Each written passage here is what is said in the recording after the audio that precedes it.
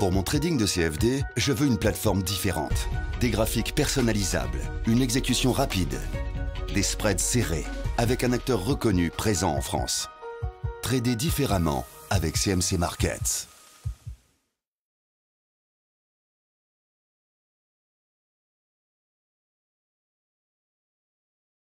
Bonsoir, voici l'analyse de l'euro-dollar en raison de l'intervention de la FONC ce soir à 20 h. Pour bien comprendre ce qu'il se passe, on va d'abord étudier dans un premier temps cette parité en hebdomadaire. Et non, cela vous saute aux yeux sûrement, puisque regardez, nous avons cassé par le bas cet oblique que je vous avais tracé il y a quelques semaines. Et je vous avais dit attention à cette cassure, cela pourrait marquer un plus bas.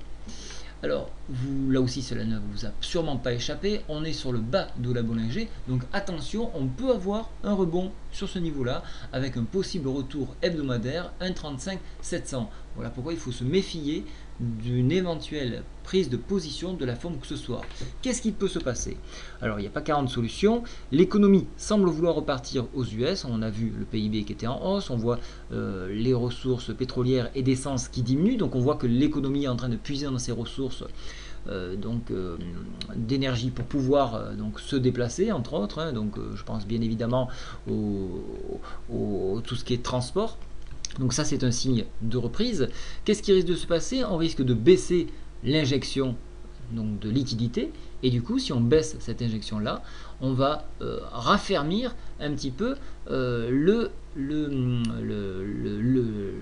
dollar, et donc le dollar va remonter. Voilà pourquoi on peut avoir ce rebond ce soir sur ce point bas ici hebdomadaire. Alors bien évidemment, jusqu'où on peut aller, donc je vous avais parlé bien évidemment de 1,35 700 pardon, qui peuvent être un premier barrage, mais attention, on pourra aller bien plus haut.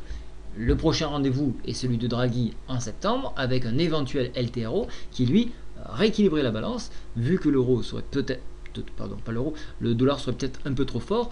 On diluerait un petit peu d'une manière, alors pas comme un quantity easing, mais d'une certaine manière, on diluerait un petit peu l'euro, et de ce fait, à nouveau, on aurait un euro qui baisse. Donc on risque d'avoir ce phénomène de rebond, pour remonter, puis ensuite attendre septembre pour rebaisser à nouveau.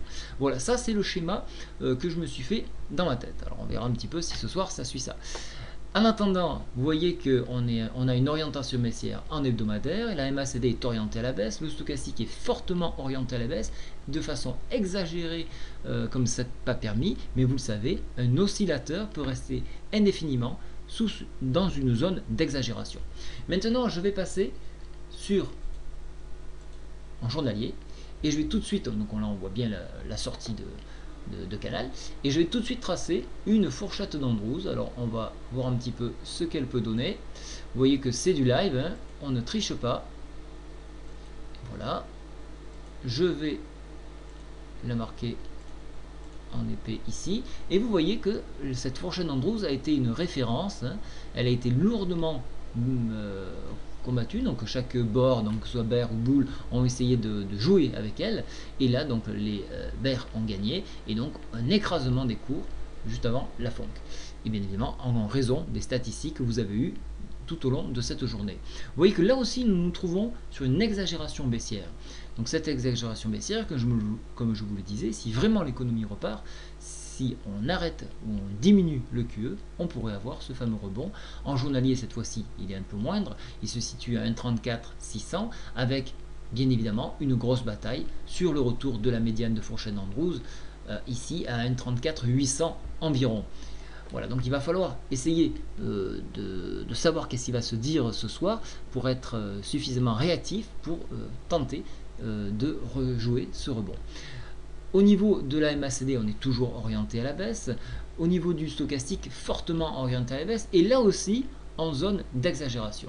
Maintenant, je vais essayer de tracer des points un petit peu plus bas.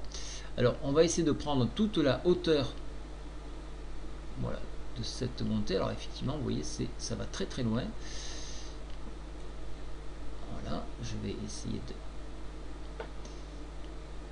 Voilà, donc là ça nous permettra donc de tracer. Je vais maintenant m'appuyer sur ce point là, je vais aller là-haut, je redescends ici. Alors bien sûr c'est une exagération que je fais, c'est pour essayer d'avoir des horizons un petit peu lointains. Et regardez, donc vous voyez que le retracement Fibonacci donc ici, correspond à peu près, à peu de choses près, au bas de la fourchette d'Andrews. Donc voici un point intéressant à exploiter pour ceux qui souhaitent jouer la baisse. Donc on pourrait avoir une exagération baissière en 1,32 800 en cas donc de non, en cas de continuité donc de quantity easing, ce qui serait assez intéressant. Voilà un petit peu les orientations que peut prendre cet euro-dollar. Alors bien évidemment, il va falloir jouer sur ces deux bornes-là, un short sur la médiane et pourquoi pas jouer donc un long sur le niveau 1,32 800 qui peut être largement défendu.